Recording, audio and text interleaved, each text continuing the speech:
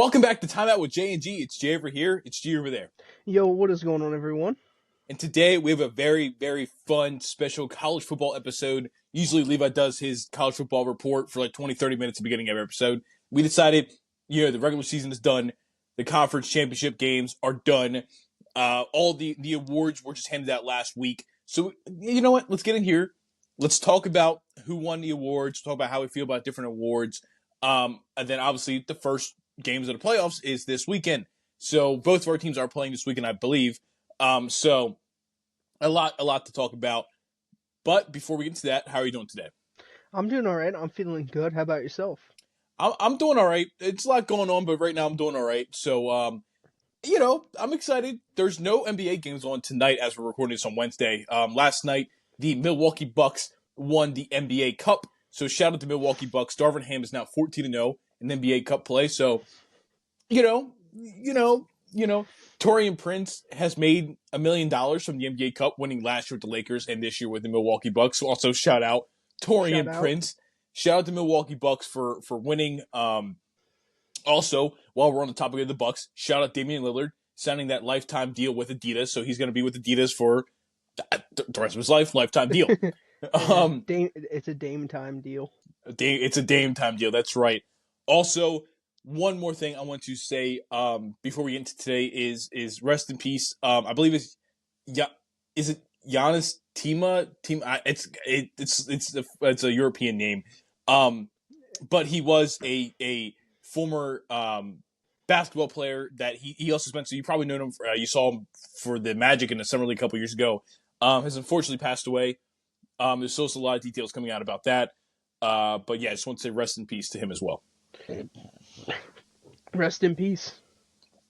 Yeah, I mean, like I said, I don't want to speak on it too much because a lot of stuff has came out yet, and it's pretty rough stuff that they found so far. So, if more detail comes out, you read about that and stuff like that. But I feel like it doesn't need to be shared, on the podcast. It's if you do want to go, get information, go look it up or whatever. And prayers out to his family and everything, and prayers out to Kristaps because they were teammates on the in Latvia. Wow, I didn't know that. I think it was the Latvia national team or something like that. But I know Kristaps and him were teammates at one point. So hopefully the entire family and everyone in there goes through the grieving gonna go through a grieving process. Hopefully prayers out to them is what I'm trying to say. Yep, exactly. So yeah, rest in peace. And that's all I kind of want to hit. A couple things before we got into today's episode. And go ahead. If you guys follow NBA Sentinel, not Central Sentinel, they put out a tweet like I don't know how long ago that said Doc Rivers has informed the Bucks he's gonna start coaching. Oh yeah. And ever since that tweet, it's just been basically a 180 of what we've seen, and obviously now they won the in-season tournament. Yeah, NBA Sentinel is getting a lot of people, man. A lot of people are not catching who it is, and they're getting got. It's always pretty funny. A couple of times I had to look just to make sure if it was Central or Sentinel, but shout out to them. They are top tier at what they do. And shout out, there's one, it's a Shams Charania fan, but the fans in little letters. A couple of times I've had to catch myself on that one too. It's because they'll be getting you. They'll be putting some crazy stuff out. So, but as you guys know, like I said, Levi usually does the college football report. So this episode is going to be more led by him, just kind of going through his college football. And I'm going to kind of just be here, give my takes on things. But, Levi, go ahead. So we're going to start it out pretty, heated, in my opinion. We're going to start it with the Heisman winner. We're going to go through all the awards, even, the no-name awards. There's a lot of awards here, so stick with us. Some of them we're going to, breeze over. Others are going to talk about a little bit. Just, stay with us. But the first one is the Heisman. Travis Hunter from Colorado wins the Heisman Memorial Trophy Outstanding Player. What do you think? I think he should have went to Jeanty. That's just me. Honestly, it was one of those ones where I think I've made it clear before, like, I was a fan of either one of them winning it. You know what I mean? Like, Jeanty had a record-breaking season. Unfortunately, the way things have gone this, like, especially this season, is that it became more of like a hate fest between the two of them. It was either you like Ashton Jeanty and you hate Travis Hunter, or you like Travis Hunter and you hate Ashton. It became really, really toxic this year. And I think a lot of that is because a lot of people don't like Deion Sanders and Colorado. So a lot of people kind of took that route of, oh, I hate Deion, so I'm going to hate Travis Hunter and, blah, blah, blah. And it became a thing where it's like, Oh, it's just because of how many snaps Travis Hunter's played. No, Travis Hunter is a top 5 wide receiver and a top 5 corner in the country. And I stand on that. I really do think he was. Now, I know we'll get into it later. I don't know if he should have won the award for best wide receiver, but the fact he was even in the conversation, well, he did win it, and we came on here before and talked about how he got snubbed for not being on the best cornerback awards list. It's like it's hard to deny a guy that's elite at both sides of the football and say he didn't deserve to win. But again, it's like Ashton Jeanty had a record-breaking season, one of the best running back seasons we've ever seen, and it's like neither one of them had crazy strength of schedule as well. So it's kind of hard to use that argument against either one of them. It's I don't know, like I don't think no matter who won, whoever walked out, Jeanty or Travis Hunter, I would have been like, yeah, man, it just they both deserved it this year. Yeah, they did. It just kind of one of them things where it's just like it's just one of them things where it's just like any other year, either one of them would have won it. It just so happened Yeah. that both of them were on the same thing. There is a little statistic here that I seen. Okay, so PFF, not the greatest, PFF, but interesting fact here. Once it pulls up, hold on.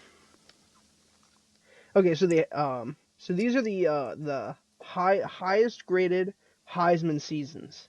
All right. In 2019 was Joe Burrow, 95. Devonta Smith in 2020, a 94.9. Jane Daniels, 94.7. Kyler Murray, 94.6. Baker Mayfield at 94.5. Jameis Winston at 93.9. Marcus Mariota at 93. Bryce Young at 92.1. Caleb Williams at 91.8. Then we have Travis Hunter. On the offensive side of the ball, PFF graded him 90.3, and on the defense, an 85.3. So in PFF terms, he's the worst Heisman out of all them guys, PFF wise. That's also in the last 10 years. Yeah, that's what I'm saying. Like, it was like since PFF in the PFF era. It's also hard because they're all quarterbacks.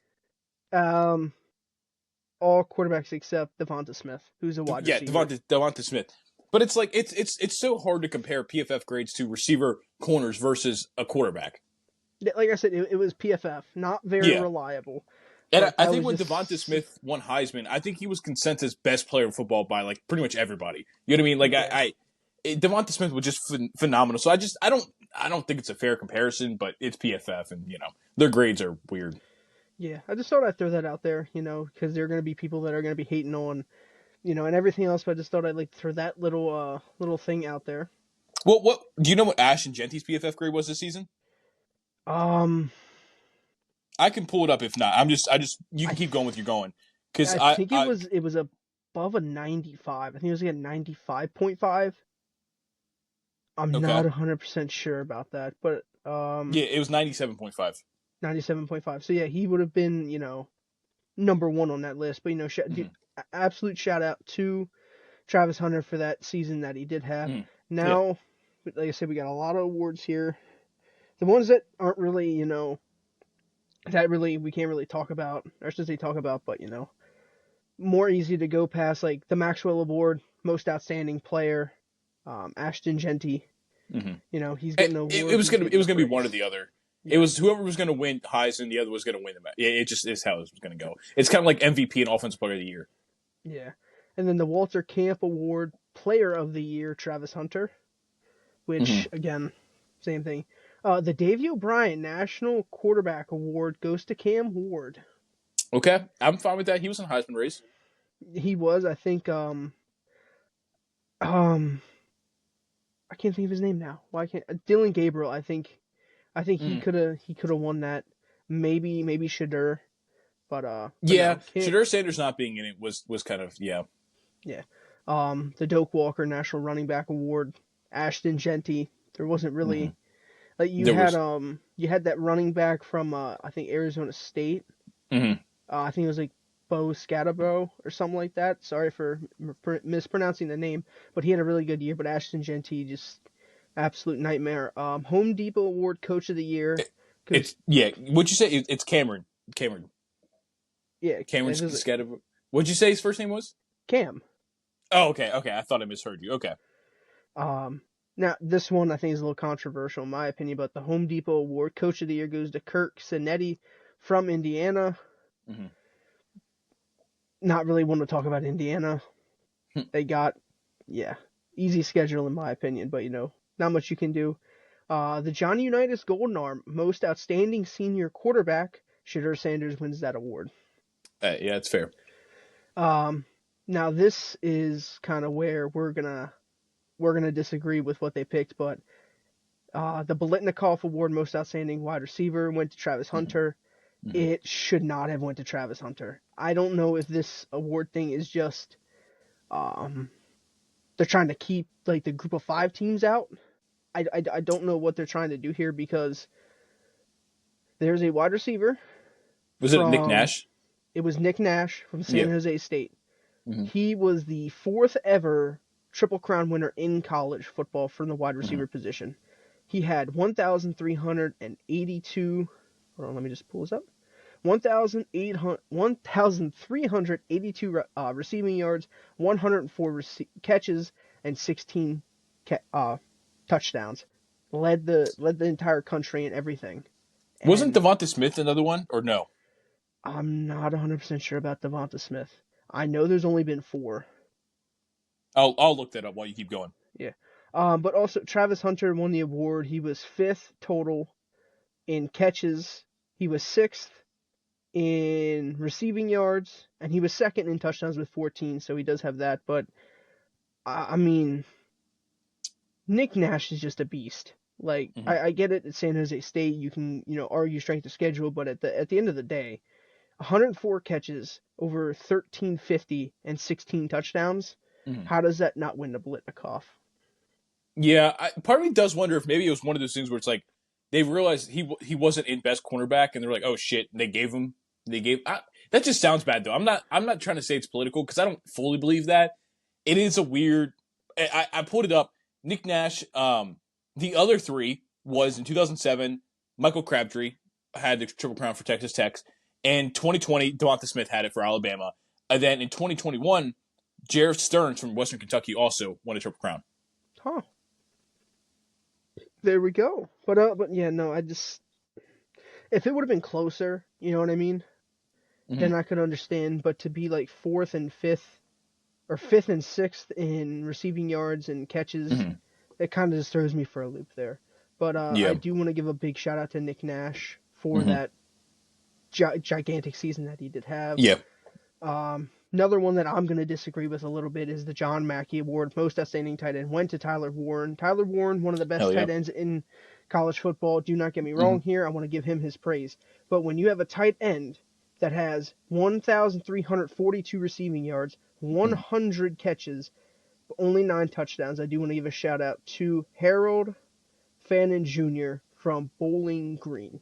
He had an absolute monster year for them, and I just want to make sure he gets his shout out because there are a lot of people out there saying that he was snubbed. In my opinion, I feel like it was a close race, but I think they gave it to Tyler Warren because he was technically more versatile for that Penn State offense and was kind of one of the reasons why Penn State was able to make it to the Big Ten championship. Yeah, Tyler Warren was pretty much our most consistent, biggest receiving throughout the entire season, and I mean, he had 1,062 yards, 6 touchdowns. Like he had a phenomenal season himself. Yeah, it's tough. I'm gonna root for my guy Tyler Warren, but Oh yeah, no, obviously it's just I just want to give a shout out to him because he did have an incredible year for a tight end. But now on to the next award, we have the most outstanding center, Seth McLaughlin from the Ohio State University, the Remington Trophy. Shout out to him. I hope Ohio State loses. Yeah. Hey, go Tennessee.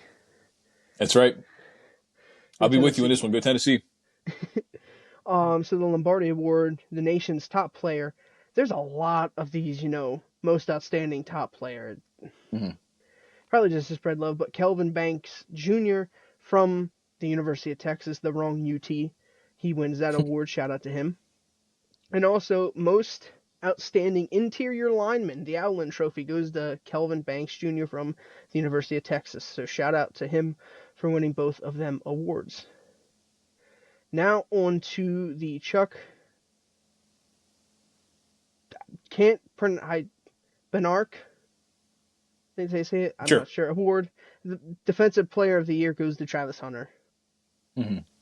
I think there could have been a couple of people that you looked at, but at the end of the day, Travis Hunter was everywhere and anywhere. I was pulling for Abdul Carter, but it's fine. Yeah, Abdul Carter had a monster year He did. He did. for He's Penn State. hey, shades of Micah maybe. All right, on to the Nagurski Award, another defensive player. I think these are just different, like lineman, defensive player of the year, stuff like that. But no, it goes to Kyle Kennard from South Carolina, the real USC. Yeah, fair enough. The Dick Butkus Award, most outstanding linebacker, goes to Jalen Walker from the University of Georgia. Mm-hmm. The Ray Guy Award, most outstanding punter, goes to Eddie, however you say your last name, from University of Southern Cal. So shout Give out it a to shot. him. Give it a shot.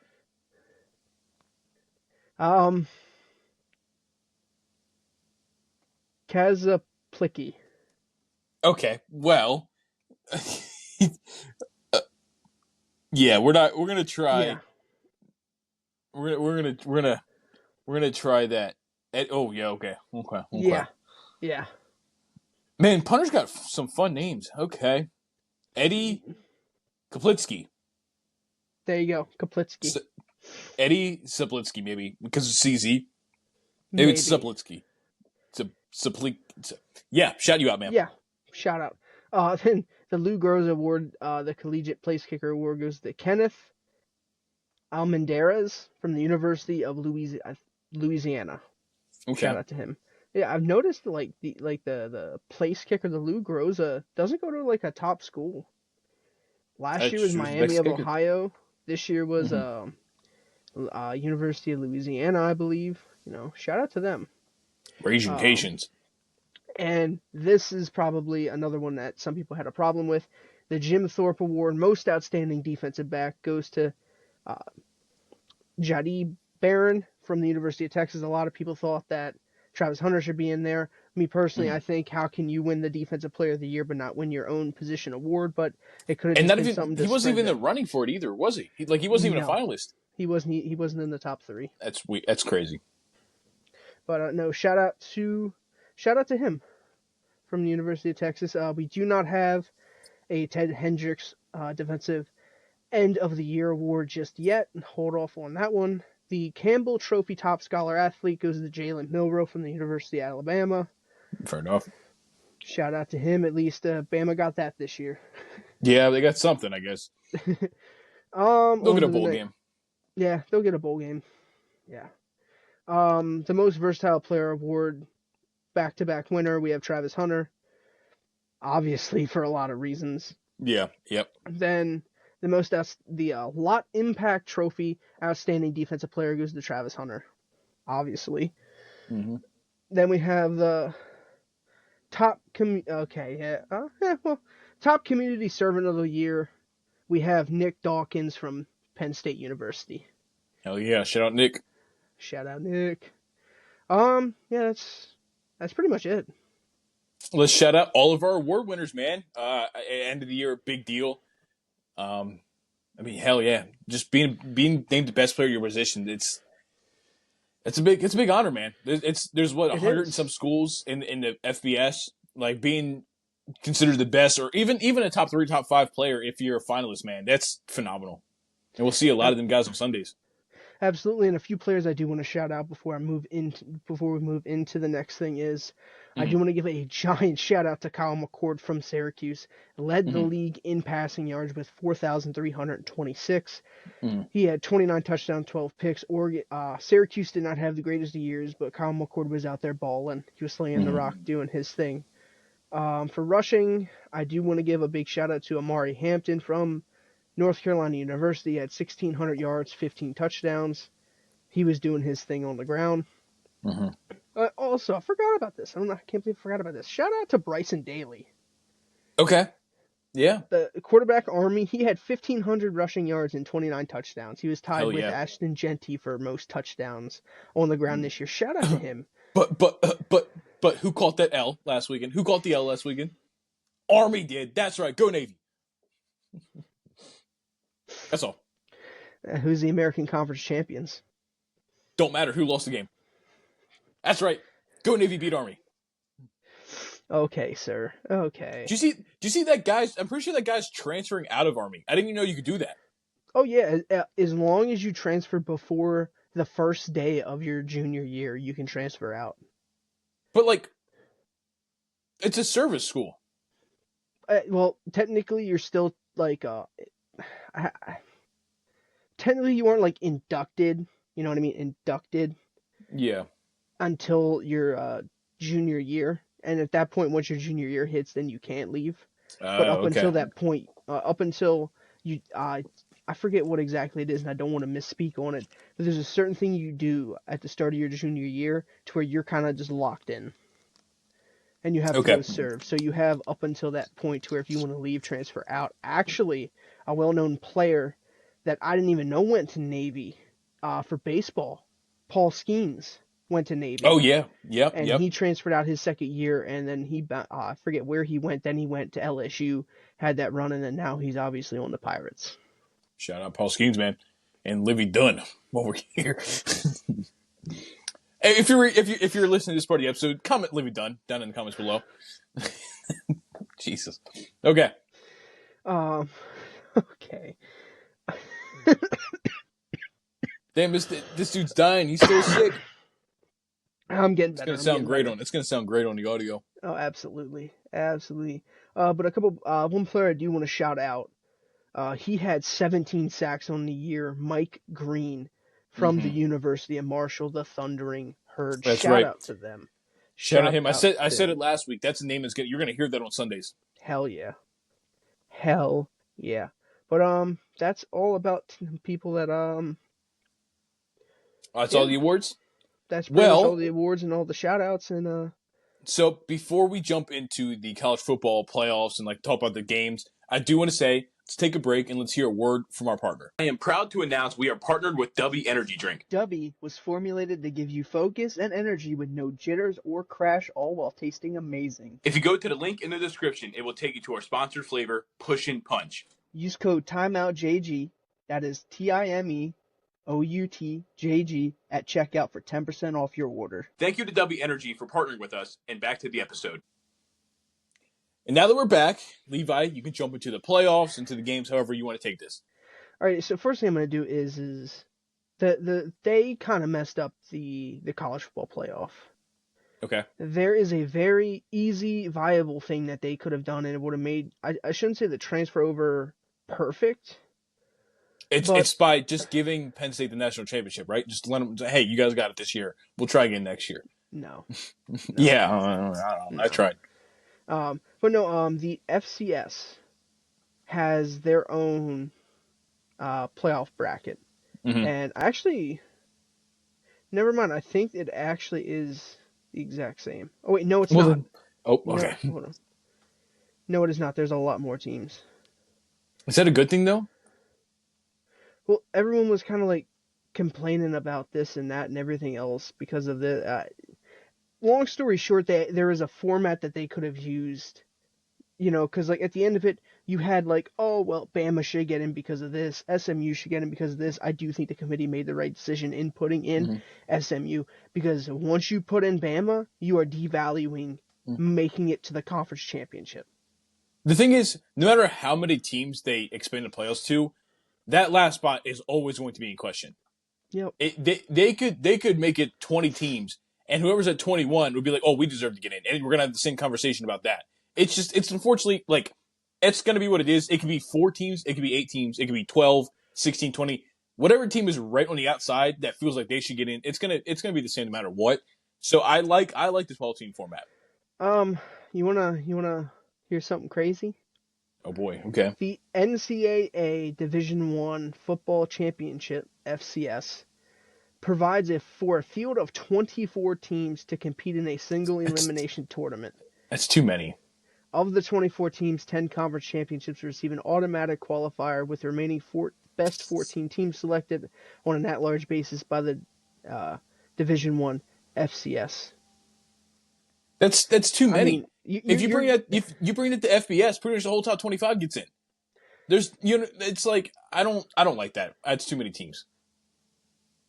I'm just saying that there's something out there that I'm not saying like my I wouldn't mind doing that, but it's just the whole thing about the conference champions because there's absolutely, as we know, a fall off from the Big Ten champion in Oregon or the SEC champion in Georgia to the MAC champion or to the American Well, then Conference also champion. it's going to change the schedule. That's Hmm. multiple. That's multiple more weeks of games now. So are you And taking games off the regular season, or no, are you you're just adding them. extending the season? You're Because just then extending. you're getting into January. You're rivaling the NFL playoffs, and they're not going to Hmm. want to do that. I think I I don't think like it. I think there's a bigger market for college football than there is the NFL. We're not going to agree on that one, and no, we're not going to agree on that one at all. It's not happening. There's just they're not getting nearly as many viewers on these college football playoff games that they are in these NFL playoff games. I can back that up with stats right now. That is just not true. Yeah, average NFL playoff viewers. This year's NFL playoffs, this is about last year's, averaged 38.5 million viewers. Okay, 38.5 million viewers. Okay. Um, let's see here. Let's try champion and I can't. The national championship only had 25. Well, I say only 25. It's still a lot.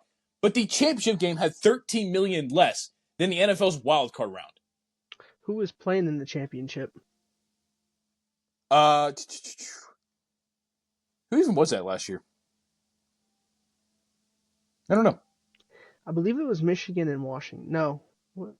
Michigan and I don't remember even who it was, but that was the highest it's been since 2020, which was the LSU Burrow But year. but we're also predicting that games are going to overlap. No. At this point in time, I'm arguing your idea of the college football has more draw than the NFL. Oh, I think it does. We just won't agree with that.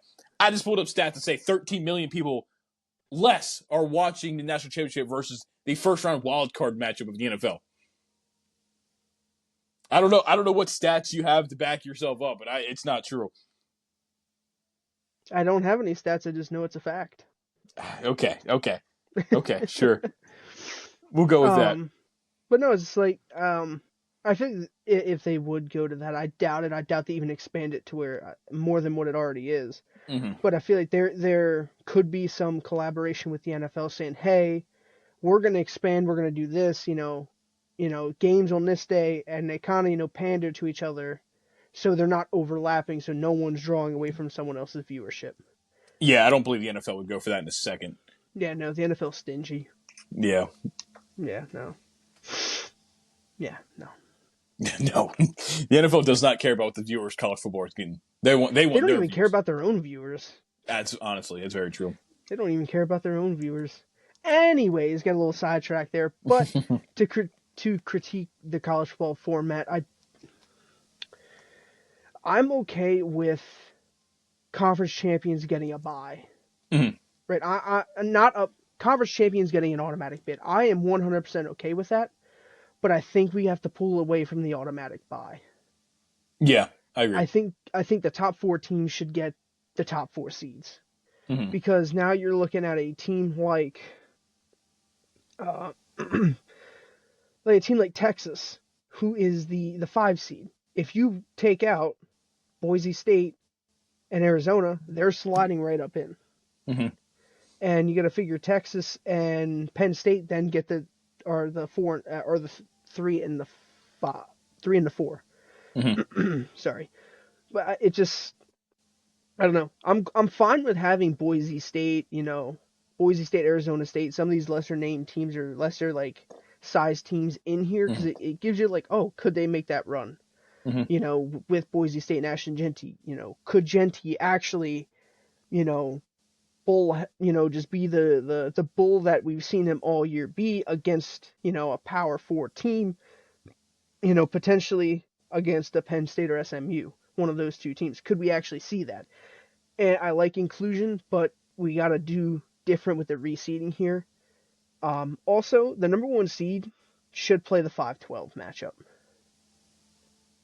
Okay. Like the 5-12 should then go on to play the 1. The Mm-hmm. 6-11 should go and play the 2. The 7-10 to the 3, and then the 8-9 to the 4. Yeah, Because I it's know, always top seed plays the lower yeah, seed. yeah. I do not like people. Some people are saying, no, I'll reseed them for the next round. No, I don't like that. I don't like that at all. The Yeah, that's NFL the whole does it. point. That's the whole point of. That's why you strive to be a top seed, is so you get to play. You if you're the one seed, and we'll use the NBA. If you're the one seed, you get the luxury of playing the 8 seed. You know what I mean? It's just like Yeah, it's a reward for being being the best team in the league that season. yeah, 100%. And I know like I said, the NFL does it. If the NFL the 1 seed plays the lowest seed, I don't like that. I'm gonna be Mm. honest, I don't. Wait, you do or you don't? You said the high seed played the low seed. You don't like that. Yeah, I like Oregon is the 1 seed, Mm-hmm. right? So let's just say Clemson knocks off Texas. No matter how the bracket is formatted, they would reseed the bracket for the second round, and Clemson would then play Oregon. So you're saying you like it when the top seed plays the low seed, and you don't want them to reclassify. I want basically like I want them to redo how the seeding is. So like Oregon, the 1 seed, should play the winner of the 5-12. Okay, yeah, Okay? okay. I Yeah. think we just got a little. I think we got a little confused there. I thought you were. Yeah. I thought you were. I thought you said that originally. Then I thought you were backtracking on that and saying, "I'm like, wait a minute." Okay, I got you now. Yeah, no, I want them to play the winner of the 5-12, but with the way they have it now, it's kind of like in the NFL, right? Yeah, yes, yeah. I If got what you mean now. I yeah, just got confused. yeah, I thought you backtracked on it. yeah, no. I'm cool with them playing, the lowest seed, but I think there should also be a contingency to like, hey, you there's a chance you play the lowest seed, but there's also a chance you play the 5 seed. You know what I mean? Yeah, yeah, Kind of like that, kind of like in in college basketball March Madness or mm, yeah. like one play 16, then you go on and play the 8-9. Stuff like Mm-hmm. that. But anyways, first game, I know we went over this before, but Clemson, Texas, um, home game for Texas. Uh, I want to have faith in Clemson to be able to get that upset and Mm, potentially, make a push. But I mean, hey, Clemson did get a wide receiver in the transfer portal mm-hmm. Mm-hmm. after Debo refused to go into the portal last year. So Yeah. stuff is cooking in Clemson. I'll be honest, I think Clemson gets the upset. I know Texas has been playing pretty good, but I, Yeah, they got to figure out that quarterback situation down there in Texas, because they do. Quinn Ewers started like last year and started the season pretty hot, but then it's really been bad. And Arch Manning's really shown a lot. I think Arch Manning, I I don't know. I don't think they're going to start him, but there's a chance they just throw him out there and like I I think Texas survives this first round, but I don't think they go very deep in this.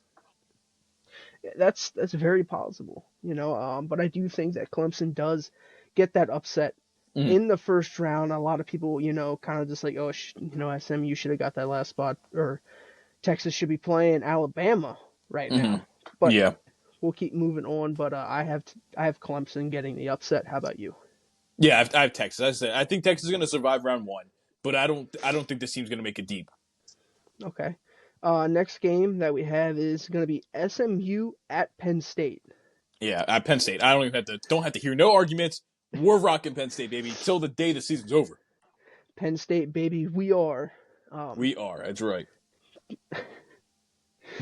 but no, I also think that this is like, I know I'm a Tennessee fan. I know the Ohio State. If you follow Twitter at all, a lot of their arguments is that Tennessee's not going to fare well because of the cold. I think this is the perfect instance of that. Mm-hmm. Texas does get cold, but northern Pennsylvania cold is a lot different than Texas cold. Hell yeah, it is. I think that's going to play a big factor, and I also think Penn State's just a better team. Yeah. The Yep. only thing that I do question is how's Drew Aller's leg or ankle? I'm just letting it ride, man. I don't know. I haven't seen any Be, updates on it, but because there was yeah. the report that came out that Boa is transferring. The backup quarterback at Penn State is going to be transferring out. Mm-hmm. Um, I don't kind of blame him because Drew Aller is coming back, but I also Mm-hmm. kind of fault the NCAA for this because why would you leave the transfer window in the middle of the playoffs, or at the Yeah, beginning of the playoffs? I There's no agree. reason for it. You can defer it back a little bit, change some time around, but we're dealing with a committee that doesn't know their left from their right. That's fair. On to the next game. We have Well, number you didn't 10. get you did you give your prediction? Maybe I missed that. Oh, no, Penn State. Oh, okay. Yeah, I just wanted to hear. The next game we have Indiana at Notre Dame. Um, Mm. I'm going Indiana. I don't like either team, I'm gonna be honest, but it'd be more bearable if Indiana would win, and just to see Notre Dame kind of crumble a little bit. Yeah, and I get it. I knew you weren't going to pick Notre Dame. I know how you let your hatred get in the way of any of your critical thinking. So I think I'm going to give this one to Notre Dame though. Not that I want to. I'm not a fan of Notre Dame either, but I just think they're better than this Indiana team this year. I will give it to Notre Dame. They are better, but this is kind of a game to where I don't think there's a whole lot of home field advantage because they're both from Indiana, I believe. Yeah.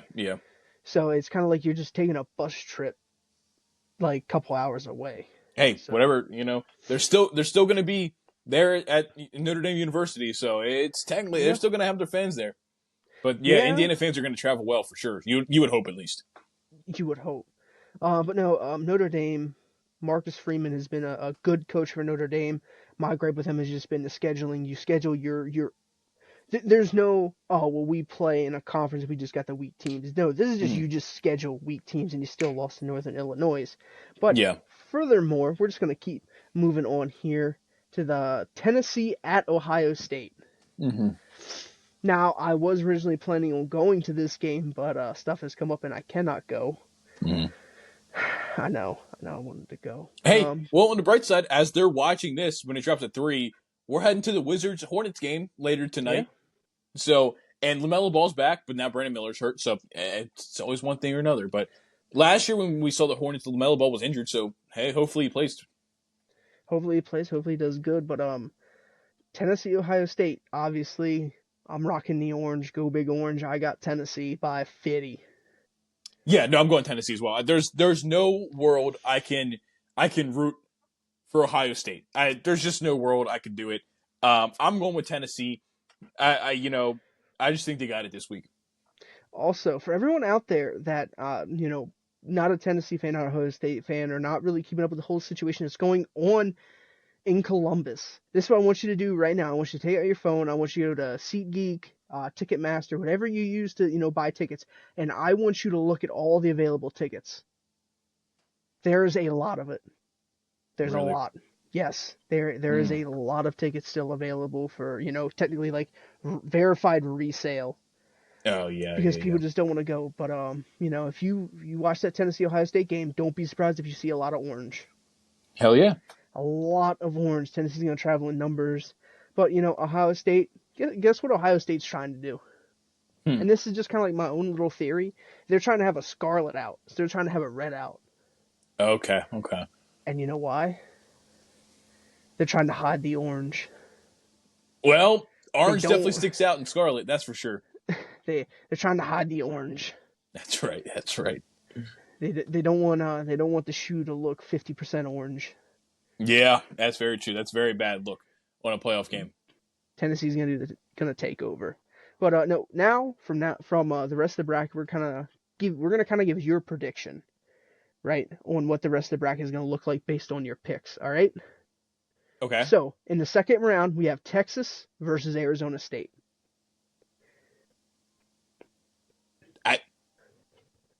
That's Texas. Texas? I said I don't think Texas is going to go far, but shit, I think they got Arizona State. They've been pretty good though. I will say ASU's been pretty good. This is the Chick-fil-A Peach Bowl. I believe this is played in Georgia. That doesn't really sway me at all. No, I'm just saying it's not going to be like Arizona State has home field advantage or anything like that. Yeah. It's going to be a neutral site, whatever goes type deal. Shit. I'm going to have to go back on it and say Texas got this one. All right, so we got Texas over Arizona State now. We have in the Rose Bowl in Pasadena. You don't want to save this for next week? Oh, we're giving a rough prediction now, Okay. and then Yeah, I and guess then because next we'll week, see about the actual games. Yeah, then that's fair. next That's week fair. we'll have the full thing, and hey, maybe you're right.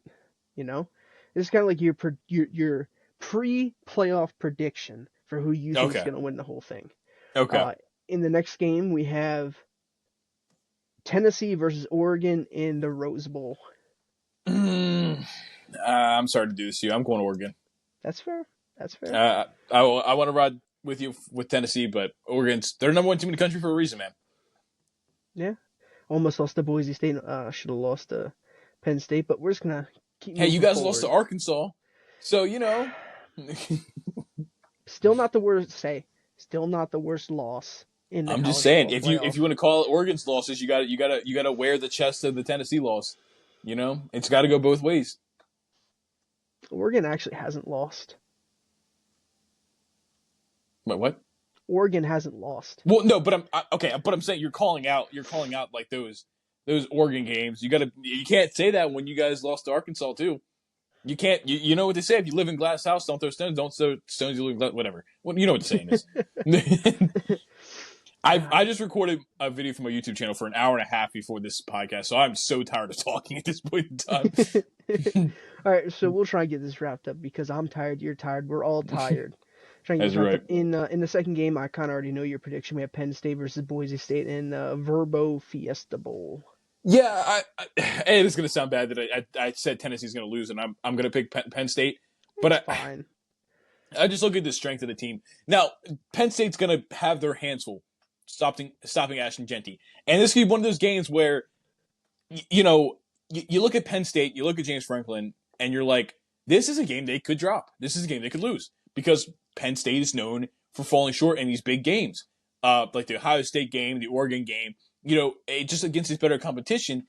And they could fall flat on SMU, and it wouldn't come. I would be surprised if they lost to SMU, but not entirely like shocked, if that makes sense. Yeah, I got you. And I kind of feel the same way about this Boise State game, where it's like I think we should win. I think we are the better team, but there's also weeks where this Penn State team, and I put a lot of it on James Franklin, just doesn't look ready. They just don't look prepared, and they get punched in the mouth.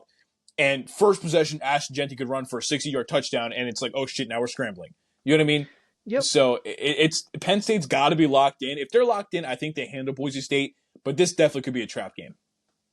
Very well could be. Boise State, I did mention a little bit earlier, but Boise State did lose by, I believe, 1 point to Oregon. It was either 1 point or 3 points. I can't remember exactly. But Boise State, it was a close game.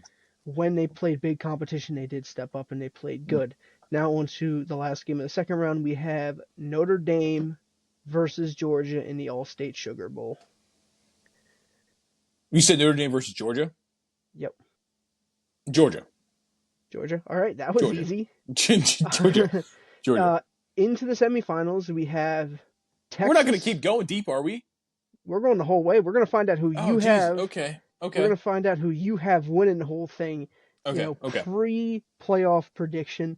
Then we'll see if you were how right you were. Okay. I see what we're doing. I got you. Yep. So in the semifinals, we have Texas versus Oregon.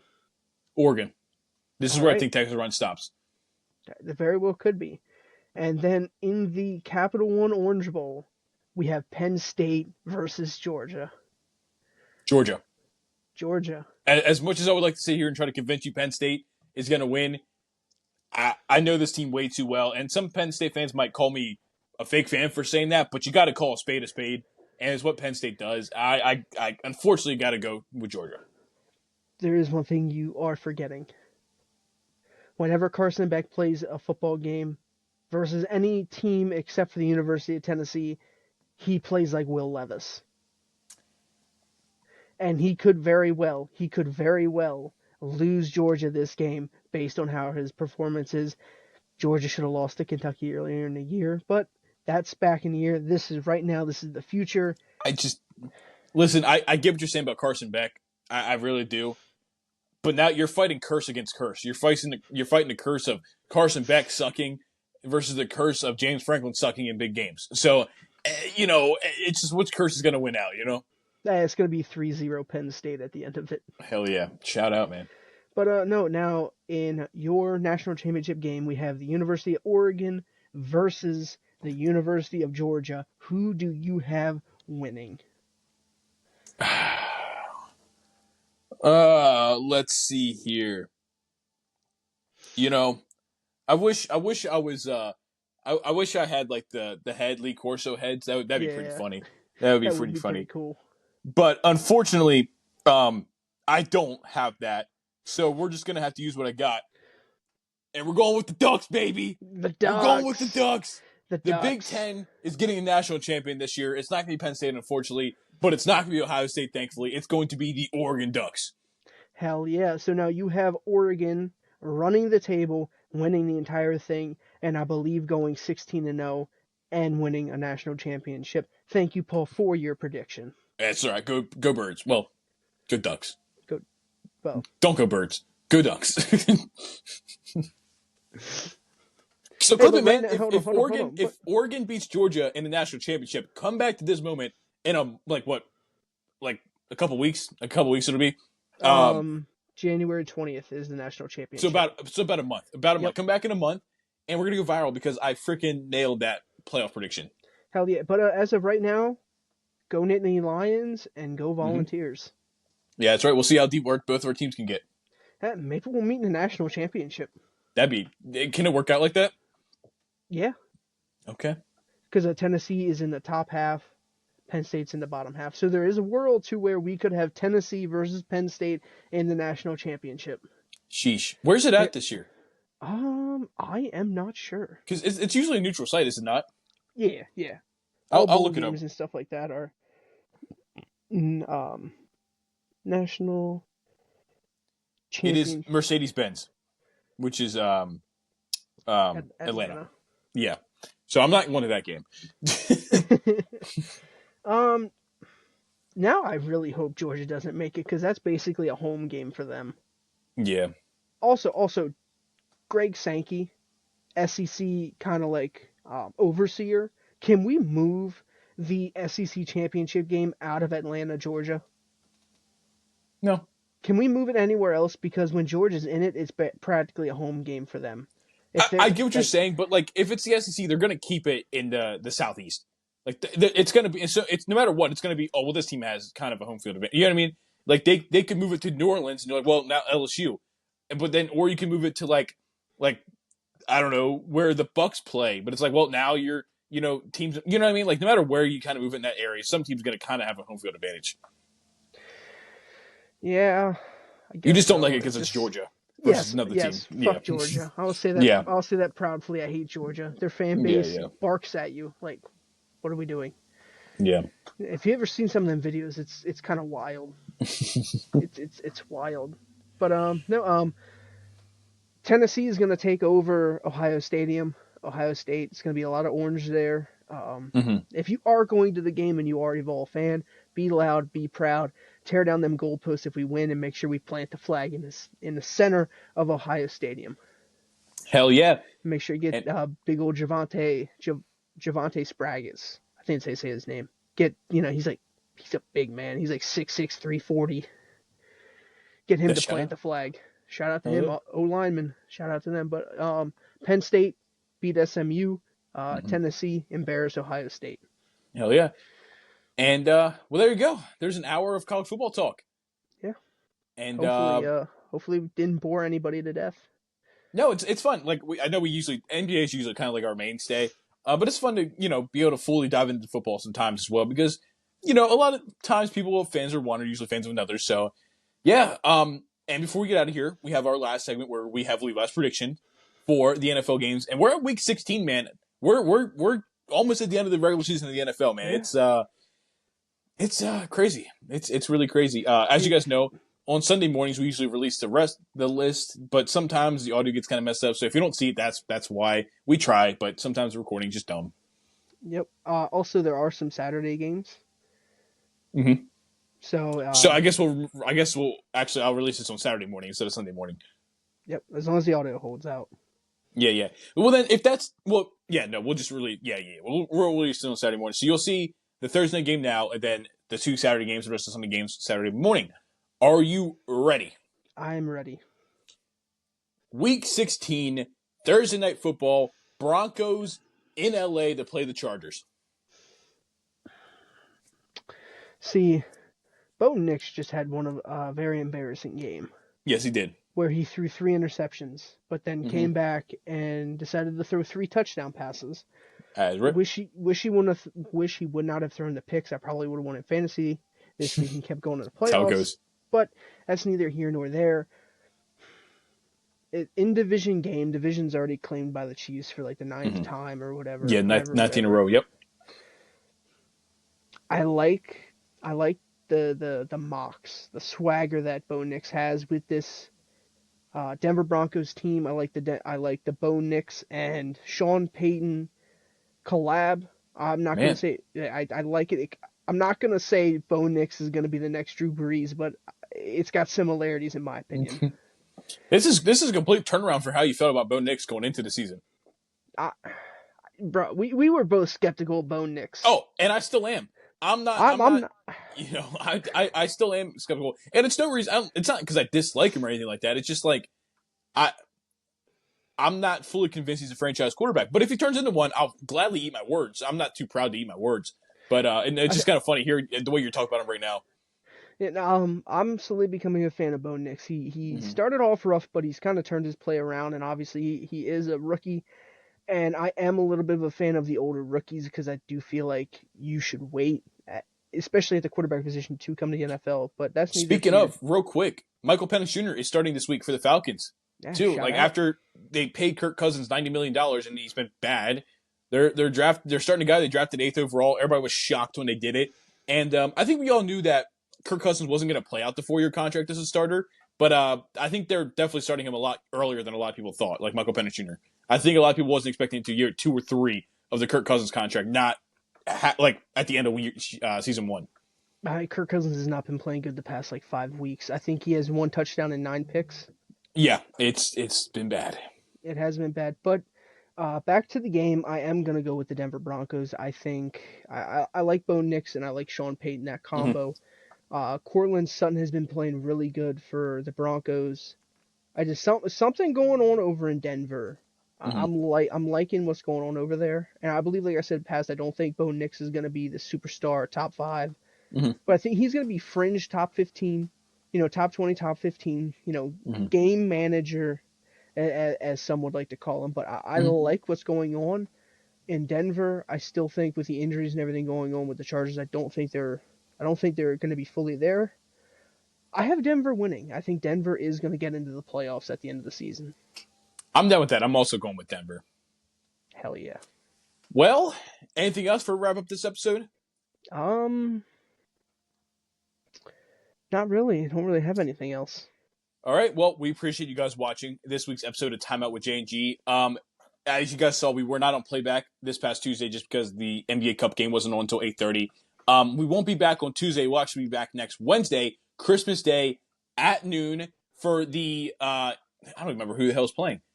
I don't remember either. I don't remember who's back at noon. We'll be back at noon. I had to pull it up there for a second, but I don't remember off the top of my head.